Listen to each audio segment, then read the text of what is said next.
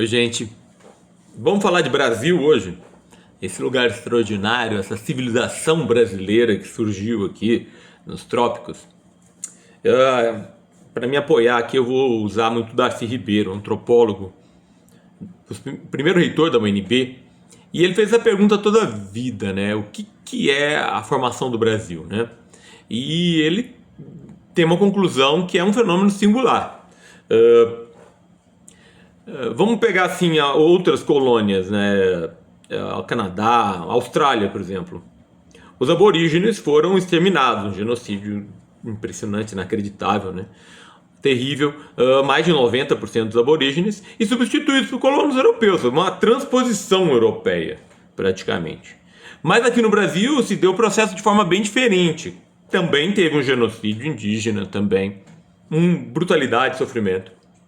Mas em vez de uma simples substituição, aconteceu também brutal, mas uma miscigenação, uma mistura, né?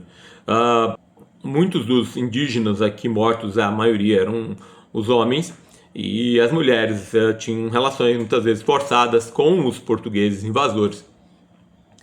E depois houve também a escravização de negros, que foram tragos para cá também, onde também era muito impedido que eles tivessem filhos por eles mesmos, e a relação era mesmo com o português. Levou mais de 200 anos para chegar mulheres de Portugal ou de outros cantos da Europa para cá. Então é basicamente um patriarcado, né, nos homens portugueses com relações com as indígenas e as negras. O que é triste, né? Uma exceção de um domínio, mas que fez uma civilização diferenciada, uma civilização com uma miscigenação muito grande, né? Essa unidade nasceu dessa violência, mas dessa opressão resistiu uma cultura rica e única, e também se forjou, devido às riquezas naturais, né, uma grande potência econômica. Esse milagre brasileiro, né, que é dito pelo Darcy, que se tornou uma nova civilização, né, com uma cultura extraordinária, única, né?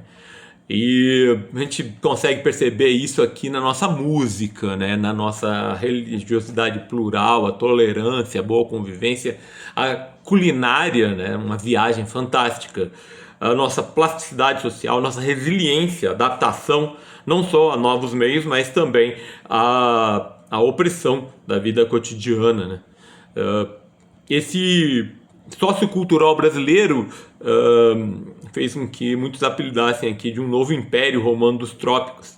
Haja vista o grande sincretismo, né, na adaptação. No entanto, também a exploração e a desigualdade econômica, socioeconômica, é presente, né, infelizmente. Bom, acho interessante do Darcy, ele divide o Brasil em 5 Brasis, né, 5 culturas predominantes. E vamos falar rapidamente delas aqui. Eu vou falar de 6. Estou muito atrevido, mas quem lê O Povo Brasileiro vai saber qual que está aí, né, adicionado. Existe o Brasil amazônico dos caboclos, né? Essa é uma percepção daquele que saiu da floresta. Caboclo quer dizer isso. Ele tem uma conexão profunda com a floresta, com os rios, né? Vivem do extrativismo vegetal, animal, e é um mundo gigante, fantástico, não muito povoado. Temos também o Brasil sertanejo, o Brasil do sertão, onde o sertanejo, o nordestino, é muito ligado à vida de resiliência, de adaptação ao semiárido, né?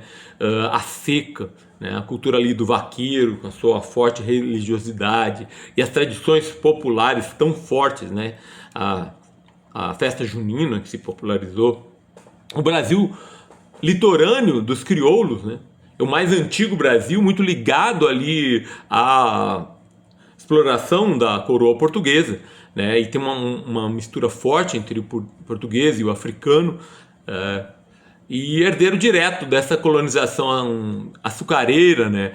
Do Nordeste, mas ele segue pela região Sudeste também, numa estrutura social de religiosidade forte, de muito sincretismo.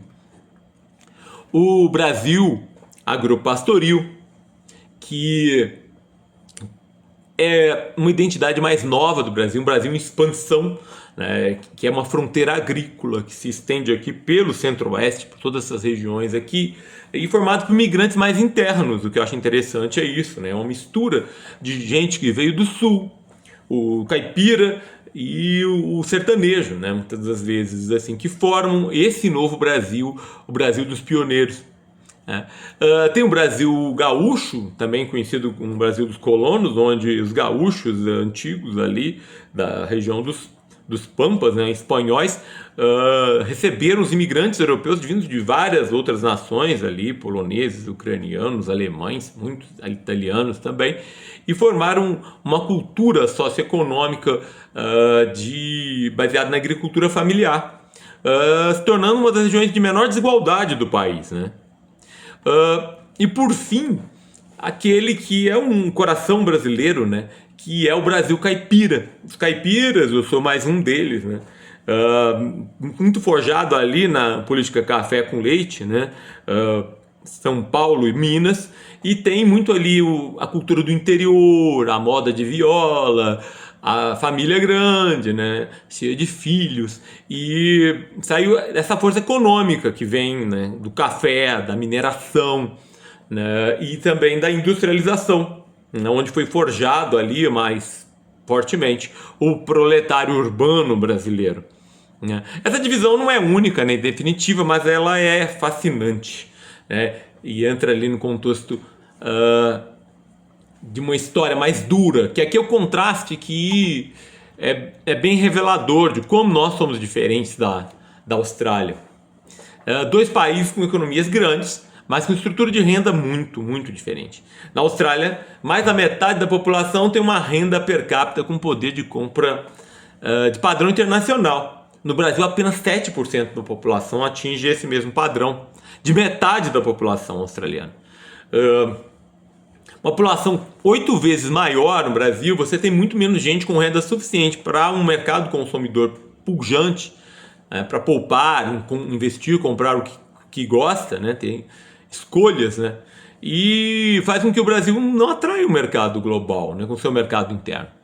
No Brasil, pouco mais de 11 milhões de pessoas têm essa condição, né, para um mercado global, e a Austrália, com apenas 27 milhões de pessoas, tem 18 milhões.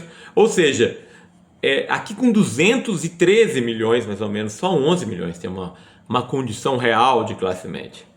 A Austrália, sendo muito menor em habitantes, tem um mercado consumidor melhor do que o Brasil. Isso é fruto da nossa desigualdade. Essa concentração de renda distorce tudo. Afeta a nossa pujança de mercado, afeta também a nossa visão cultural, porque muitos desses 11 milhões eles acabam se colocando numa condição de cidadão do mundo. Ele adentra pouco as culturas regionais, ele se alimenta de uma cultura internacional. Então é triste essa resolução, né, que o Brasil tenha ali uma pequena camada da população que tem condições econômicas, materiais boas, e uma grande massa ali, pujante em cultura, pujante, extraordinariamente vital para o crescimento da humanidade, né, para a diversidade da humanidade, mas com pouco ou quase nenhum acesso a mercados, né. Isso é o ponto triste. Mas eu vou ficar com a celebração da cultura brasileira, de como ela é rica, né? Com o tempo a gente vai batendo um papo aqui mais sobre isso. Agradeço para vocês mais uma vez a atenção.